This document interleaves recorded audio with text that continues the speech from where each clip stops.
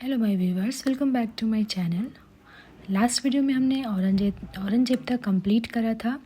ठीक है, आज का ये वीडियो हम यहाँ से शुरू करेंगे, मुग़ल शासन व्यवस्था। और इसके करीब 2-3 पेज है, तो इसे हम आज कंप्लीट कर लेंगे। उसके बाद हम फिर हमारा आधुनिक भारत शुरू होगा। देख सकते हो आप, आधुनिक भारत करेंगे। फिर हम कोशिश करेंगे इस वीडियो में हो पाए तो ठीक है, अदरवाइज़ हम नेक्स्ट वीडियो में आधुनिक भारत स्टार्ट कर देंगे। और इसके करीबन कुछ 8-10 पेज होंगे जो हमारा 2-3 वीडियो में एंड हो जाएगा। फिर उसके बाद हम वर्ल्ड हिस्ट्री देखेंगे। ठीक है, तो चलिए फिर हमारा हिस्ट्री कंप्लीट हो जाएगा, हिस्ट्री का पार्ट, और देन हम ज्योग्राफी स्टार्ट करेंगे।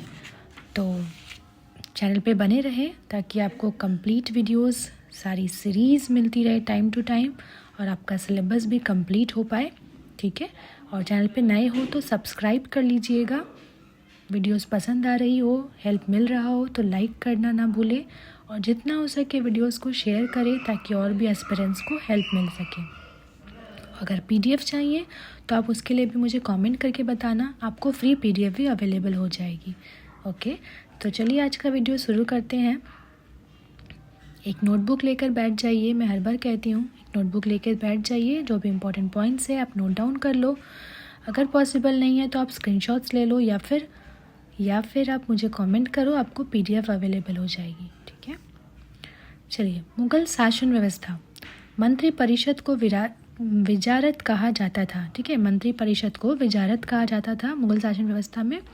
एंड बाबर के शासनकाल में वज़ीर पद काफ़ी महत्वपूर्ण था। जब बाबर का शासनकाल था उसमें जो वज़ीर का पद होता था वो बहुत ज़्यादा महत्वपूर्ण हुआ करता था। ठीक है, सम्राट के बाद शासन के कार्यों को संचालित करने वाला सबसे महत्वपूर्ण अधिकारी वकील था, जिसके कर्तव्यों को अकबर ने दीवान, मीर बख्शी, सद्र, शद्र व मीन समन में विभाजित कर दिया। ठीक है, ये 3 भाग में उसको विभाजित कर दिया अकबर ने। औरंगजेब के समय में अरशद खान ने सर्वाधिक 31 वर्षों तक दीवान के पद पर कार्य किया। मीर बख्शी द्वारा सरखत नाम के पत्र पर हस्ताक्षर के बाद ही सेना को हर महीने वेतन मिल पाता था। जब कभी सद्र न्याय विभाग के प्रमुख का कार्य करता था तब उसे काजी कहा जाता था। ठीक है, जो सद्र है वो जब न्याय विभाग का जो कार्य करता था तो उसको काजी कहा जाता था। ठीक है, काजी कौन हुआ करते थे आप देख सकते हो। चलिए नेक्स्ट पॉइंट पे चलते हैं। लगानहीन भूमि का निरीक्षण सद्र करता था। ठीक है, जो लगानहीन भूमि थे उनका निरीक्षण कौन करता था, तो सद्र करता था। सम्राट के घरेलू विभागों का प्रधान मीर समा कहलाता था। जो भी सम्राट हुआ करते थे उनके जो घरेलू विभागों के प्रधान होते थे उनको मीर समा कहते थे। सूचना व गुप्तचर विभाग का प्रधान दरोगा या डाक चौकी कहलाता था।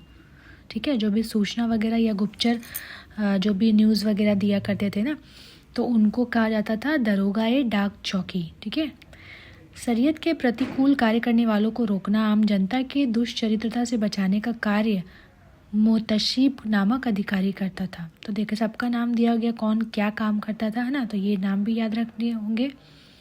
प्रशासन की दृष्टि से मुगल साम्राज्य का बंटवारा सूबों का सरकार का परगना या महाल में, महाल का जिला या दस्तूर में, और दस्तूर ग्राम में बटे थे। प्रशासन की सबसे छोटी इकाई ग्राम थी जिसे मावदा या दीह कहते थे। ठीक है, प्रशासन की सबसे छोटी इकाई को सबसे छोटी इकाई ग्राम हुआ करती थी, जिसको क्या कहते थे, मावदा या दीह। मावदा के अंतर्गत छोटी छोटी बस्तियों को नागला कहा जाता था। ठीक है, ये भी याद रखिएगा। मुगल काल के प्रमुख अधिकारी एवं कार्य। अब देखिए, मुगल काल के समय जो प्रमुख अधिकारी हुआ करते थे, है ना, उनके नाम दिए हैं यहाँ, पद, है ना, उनके पदों के नाम दिए हैं, और उनका कार्य क्या होता था वो भी दिया हुआ है। तो देख सकते हो आप, सूबेदार पद में क्या कार्य करना होता था, तो प्रांतों में शांति स्थापित करना। ठीक है, दीवान का क्या कार्य होता था, प्रांतीय राजस्व का प्रधान होता था वो, है ना। फिर आपका बख्शी प्रांतीय सैन्य प्रधान होता था। फौजदार जिले का प्रधान फौजी अधिकारी होता था, और अमिल या अमूलजार जिले का प्रमुख राजस्व अधिकारी हुआ करता था। कोतवाल का काम था नगर प्रधान होता था वह, है ना। सिकदार परगने का प्रमुख अधिकारी। अमिल ग्राम के कृषकों से प्रत्यक्ष संबंध बनाना एवं लगान निर्धारित करना। ठीक है, ये काम होता था अमिल का। तो ये सारे पद और उनके कार्य देखा हमने। नेक्स्ट पॉइंट पे चलते हैं। शाहजहां के शासनकाल में सरकार एवं परगना के मध्य चकला नाम की एक नई इकाई की स्थापना की गई थी। भूमि कर के विभाजन के आधार पर मुगल साम्राज्य की समस्त भूमि 3 वर्गों में विभाजित थी। ठीक है, वो 3 वर्ग क्या क्या थे? तो खालसा भूमि, जागीर भूमि और सयूरगल या मददे माश भूमि। ठीक है, पहला है खालसा भूमि, प्रत्यक्ष रूप से बादशाह के नियंत्रण में होता था ये। जागीर भूमि तनख्वाह के बदले दी जाने वाली भूमि थी। और सयूरगल या मदद माश भूमि जो थी वो अनुदान में दी गई लगानहीन भूमि हुआ करती थी और इसे मिल्क भी कहा जाता था। ठीक है, फिर है शेर शाह द्वारा भू राजस्व हेतु अपनाई जाने वाली पद्धति राई का उपयोग अकबर ने भी किया था। अकबर के द्वारा करोड़ी नामक अधिकारी की नियुक्ति 1573 ईस्वी में की गई थी। इसे अपने क्षेत्र से 1 करोड़ दाम वसूल करना होता था। 1580 ईस्वी में अकबर ने दरशाला नाम की नवीन कर प्रणाली प्रारंभ की। याद रखिएगा, दरसाला प्रणाली जो हुआ करती थी, कर प्रणाली, वह कब शुरू हुई थी? 1580 में। किसने किया था इसे? अकबर ने शुरू किया था। इस व्यवस्था को टोडरमल बंदोबस्त भी कहा जाता है ना, याद रखिएगा। टोडरमल बंदोबस्त किसे कहते हैं? दरशाला को, जो किसने शुरू किया था? अकबर ने। कब शुरू किया था? 1580 में। ठीक है, इस व्यवस्था के अंतर्गत भूमि को 4 भागों में विभाजित किया गया। ठीक है, देख सकते हो, पोलस, परती, चाचर, बजर। फिर है आपका 1570 से 71 ईस्वी में टोडरमल ने खालसा भूमि पर भू राजस्व की नवीन प्रणाली जब्ती प्रारंभ की।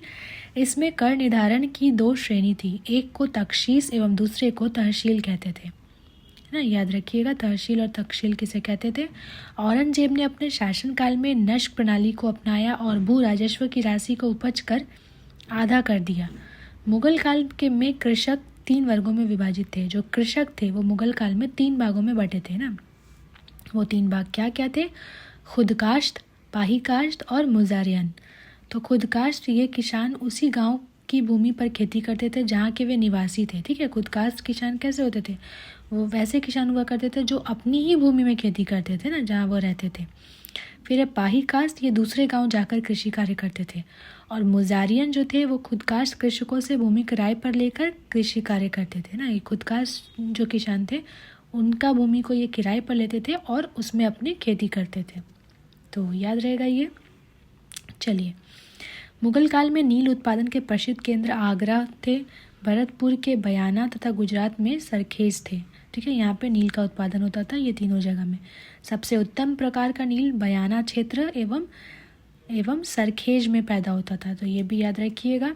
अफीम मुख्यतः मालवा एवं बिहार में होता था ना, अफीम की खेती मालवा और बिहार में होती थी।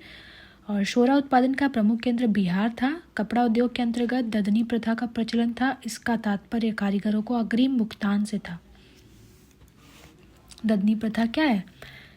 कारीगरों को अग्रिम भुगतान करना होता था ना, वही ददनी प्रथा थी। कपड़ा उद्योग के अंतर्गत होता था ये प्रथा।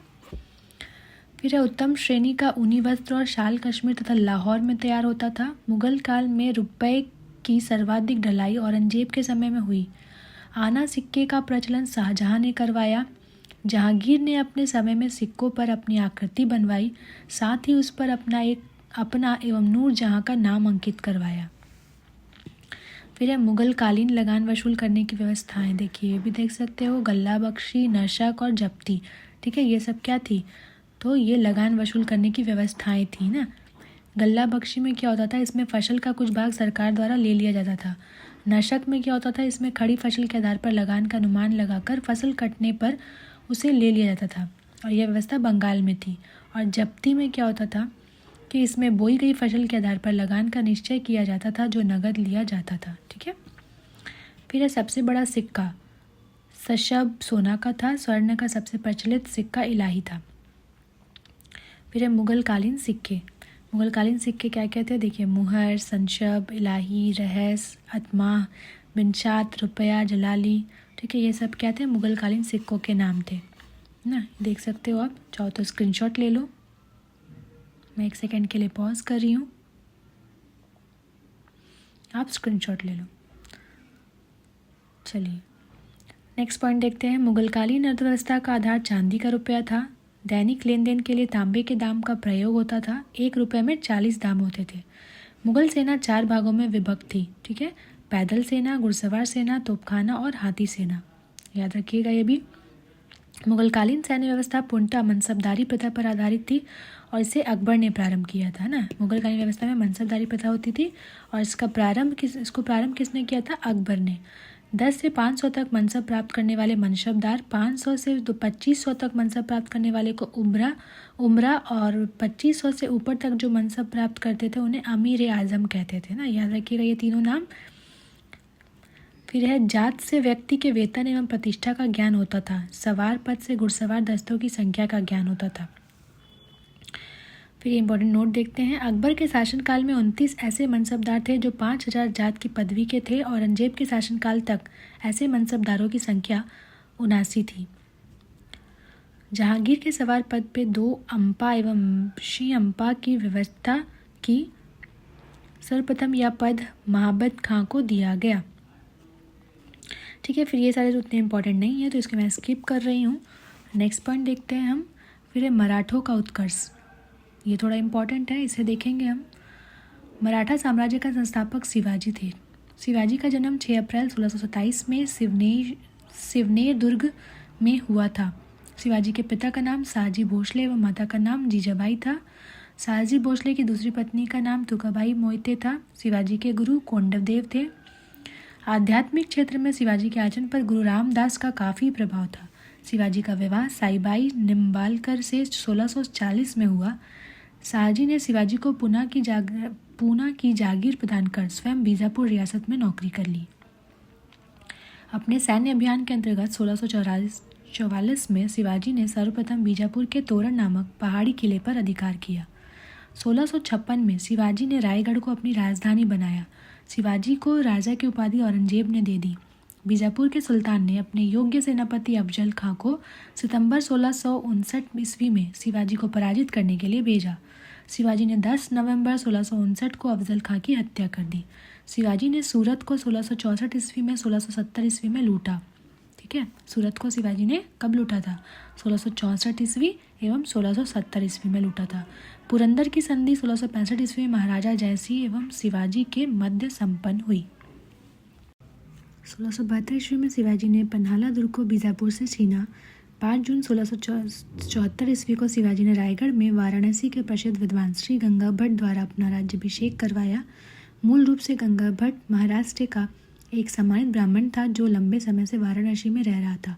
शिवाजी को औरंगजेब ने मई 1666 ईस्वी में जयपुर भवन में कैद कर लिया, जहां से वे 16 अगस्त 1666 में भाग निकले।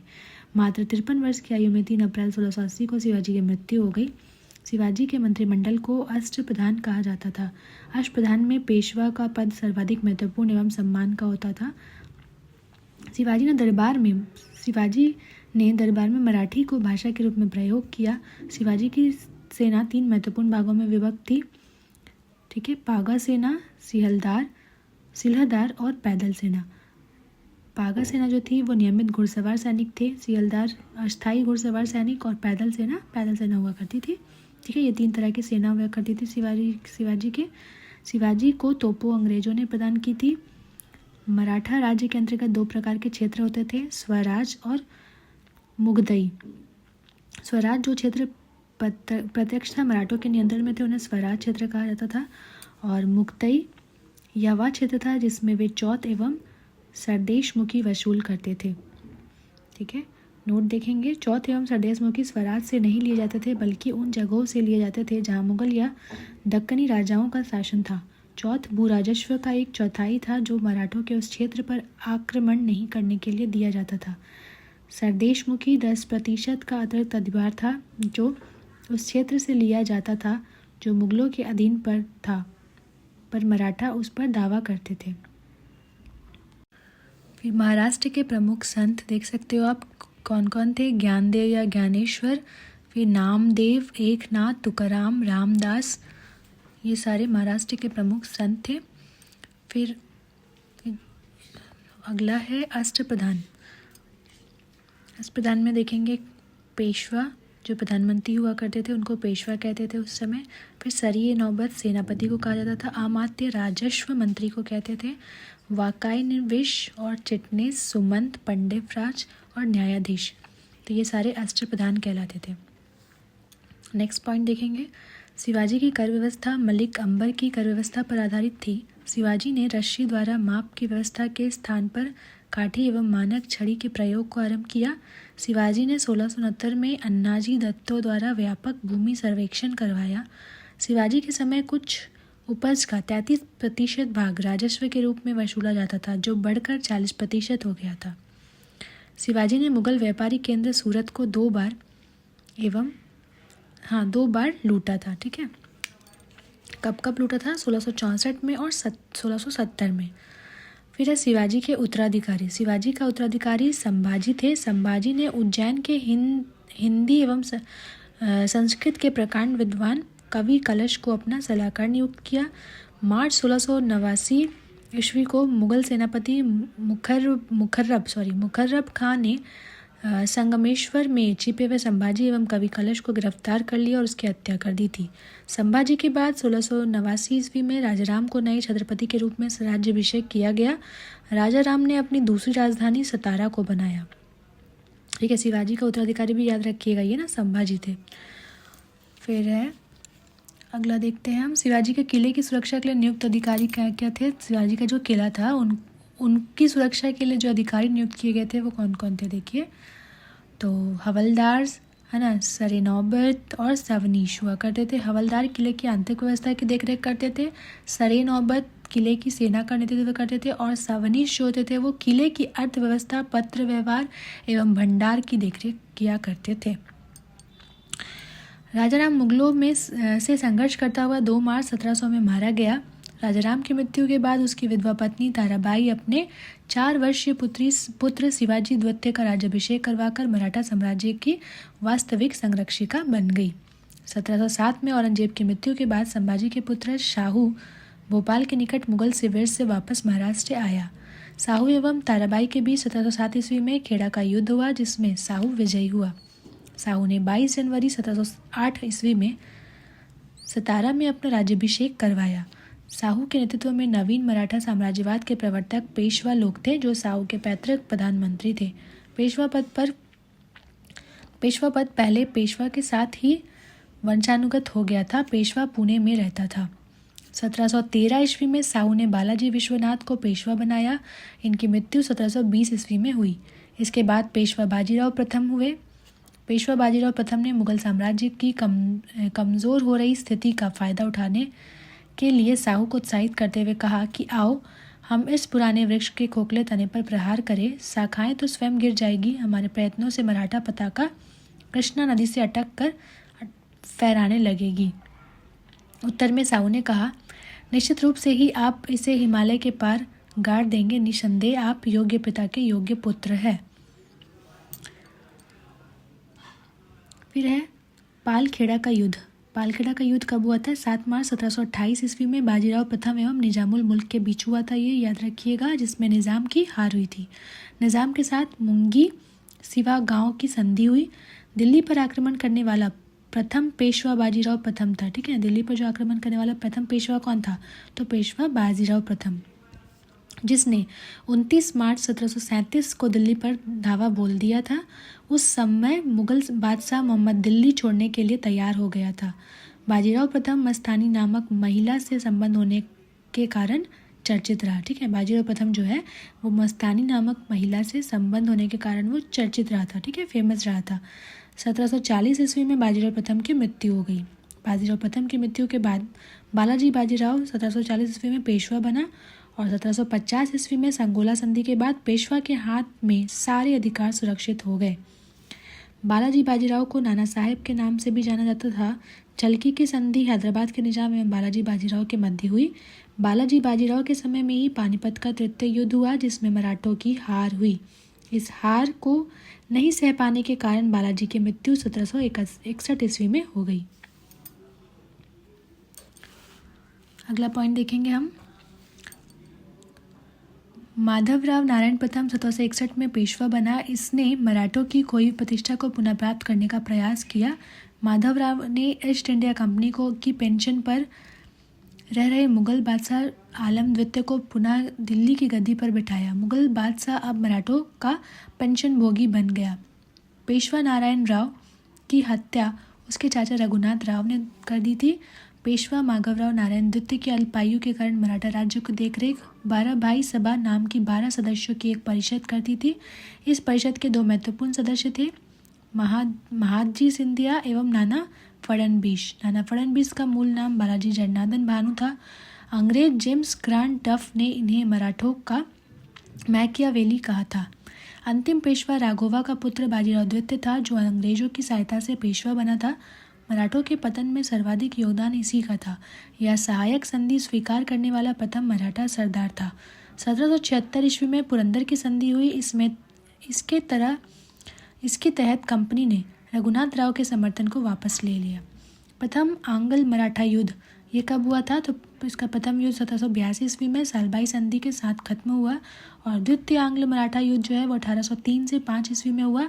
इसमें भोसले ने अंग्रेजों की चुनौती दी। इसके फलस्वरूप 7 सितंबर 1803 ईस्वी को देवगांव की संधि हुई। तृतीय आंग्ल मराठा युद्ध 1817 से 19 में हुआ। इस युद्ध के बाद मराठा शक्ति और पेशवा के वंशानुगत पद को समाप्त कर दिया गया।